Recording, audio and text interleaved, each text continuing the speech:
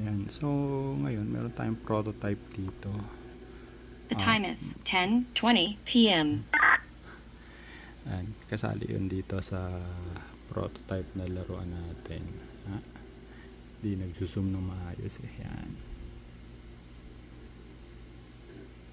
Okay. So, voice processor, audio processor to. Multi-purpose na din. Yan. Yan yung box nya. Proof of concept pa lang, hindi pa pulido. Naka-output lang yung audio nya ngayon dito sa mini amplifier, guitar amplifier, nasa auxiliary in. Tapos ang settings nito, pwede rin yung basic dito sa mga buttons dito. Ayan, may touchpad. Tapos pwede rin sa web yung browser. Ayan natin to. Yan. Then nako-configure din to gamit tong ano ya, web interface tawag yan. So sa Chrome, parang ginagamit nyo pag nagbabrowse ng internet. So testingin natin yung mga effects nang malang. Ano yung microphone? Nawawala. Yun, nandito pala. Yan. So pag may voice audio processor, so eto siya. Ito yung gate. Naka-enable lahat yan. Tanggalin natin yung mga effects. Una kong tanggalin yung noise gate. Yan. Noise gate. Walang noise gate. Walang EQ. Walang compressor. Walang clipper. Walang limiter. Tapos tanggalin natin yung naka-dry lang mode. Dry mode lang. Ngayon, i-enable natin yung audio processor. Yan. Mic check. So medyo nag-iba. Parang may echo lang kasi magkalapit lang yung boses, ay yung mic tsaka yung speaker. Enable natin yung noise gate. Yan. So mababa yung noise gate, tapos yung closed level nakabuka. Pwede natin siyang babaan, tapos taasan yung threshold ng gate. Ayan, nabawasan hanggang sa puputol na. Nasobrahan naman yung rejection ng noise. Dito lang sa mga bandang negative 28 dB or pababa. Basta makancel out lang yung paligid, yung noise. Tapos lagyan natin yung equalizer. Yan, 1, 2, 3. So yung low frequency cut off. Bawa ayaw mo yung may mga parang tud gano'n, tud. Ito pasok kahit bass banda rito. Ito wala na halos bass yan. Medyo matining na yan. Tapos sa high frequency naman, papatagusin natin hanggang 272 kHz. 272, 2.72 kHz. Pwede mas mataas pa, mas matining yung boses. Yan, na-adjust. Yung compress, ay yung EQ. Yan. Tapos sa EQ, may presence. Ito. Presence, pag tinaasan mo, parang mas may presence. Compressor. So ayan. Pwede enable yung compressor. So, na-notice nyo yung pagkakaiba. Medyo lalayo ako para ma-pick up ng cellphone yung audio na na-process na. Ayan yung may compressor. Tanggalan natin ng compression. Ayan. Parang flat lang. Pero pag tinaas natin to, yan, parang mas solid siya. Pwede pang taasan yung gain. Yan. Ayan, mas mataas yung gain. Mas mataas yung gain. Kaya lang, medyo may konting artifacts. Ayan, 1, 2, 3, mic test. Lalo na yung strength ng compression. Ayan, mas ano. Pero may konting sagitsit lang. Sobrahan naman. Ayan, 1, 2, compression. Bawasan natin to. Ayan, 1, 2, 3. Tapos, clipper. Enable din natin yan, yung clipper. Yan. So, pwedeng taasan natin yan. Yan. Mas na parang na-amplify. Kaso, saan ba? Babaan natin yan. Yan. Lipat lang natin yung closed level ng gate para hindi napupunit yung audio. Pero mas masalakas siya pag ganon, hindi pigil. Yan. Relax lang yung pagsasalita ko pero parang boosted na siya. So yung difference pag tinanggalan mo ng compressor ay ganito. Ayan. 1, 2, 3. Compressor.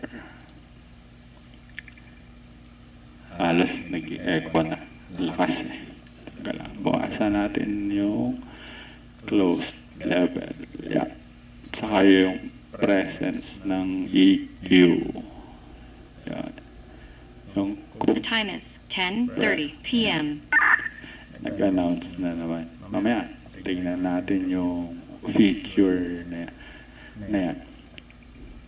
Yun, clipper, babaan natin. Tapos enable yung limiter. Limit. Ayun, mas mababa yung limit, mas limited yung audio. Ayun. Pag nakatodo, medyo mataas yung volume. Ayan. Tapos meron dito reverb, may delay, pero ginagamit to sa ibang effects. Ayan. Kung VHF FM as nakakatuwa yung reverb tsaka delay. Pero itong mga nasa unahan, mga pang SSB, pwede magamit. Parang Purman's DSB. Yan. Tapos ito yung narinig nyo kaninang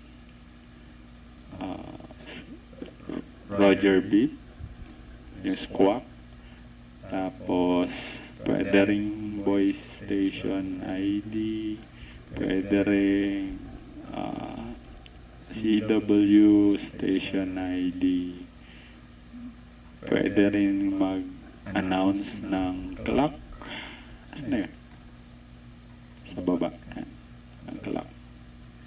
Tapos, pwede rin i-set yung settings ng Wi-Fi para Wi-Fi connected. Pwede ma-access yung mga configuration. Wala na kasi itong mga pihitan, pindutan, gano. Lahat dito na control. Yan. So, yan, may mga clipping volume, yung interval ng station ID. Actually, yung station ID, pwede siyang maging voice keyer. So, kung nagko-contest, pwede mong configure yung interval para kusa siyang magsigaw. 1 minute yung pinakamababa. Actually, pwede pa tong bawasan, pero nakadesign kasi siya pang station ID. Yung 1 pang testing lang yan. 1, 2, 5, 10 minutes interval, 20, 30, 60, or 1 hour. Yun. Tapos, pwede rin may tail sa relay para hindi maputol yung transmission. Pwede i-set yung CW. Test natin yung CW.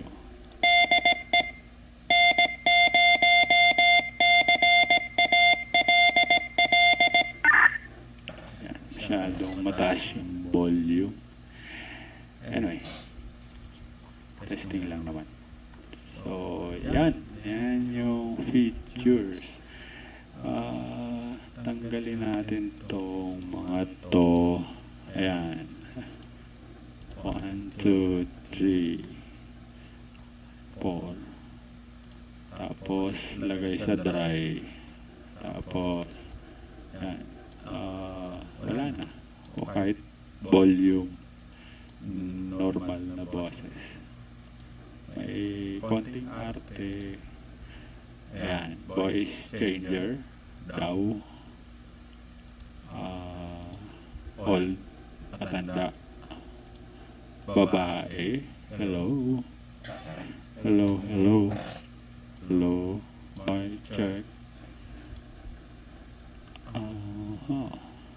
Ayan. Robot. 1, 2. Hindi nakatry kasi. Gawin natin sa processor. Yan. Chipmunk. Dapat lagyan ng EQ para medyo matinig. Babae. Hello. Hindi masyadong babae. Parang lalaki. Matanda. Hello. Medyo tumaas lang. Ay, bumaba lang yung timbre. Mas bata. Ayan. Medyo mas matiling ng konti. Natural. Ito yung natural na boses. Tapos ito yung walang effect. Patagos lang. Ayan. And dry, walang effects. Nababypass din ng dry yung voice. So, kung gustong may voice effects, dapat set sa processor. Ayun, 1, 2, robot, Robotic. natural, dry, and nakiklip. Tanggalan natin ang voice mix, babaan lang natin. 1, 2, 3. 1, 2, 3. Noise gate. Buka ng todo. 1, 2. EQ-an ng konti.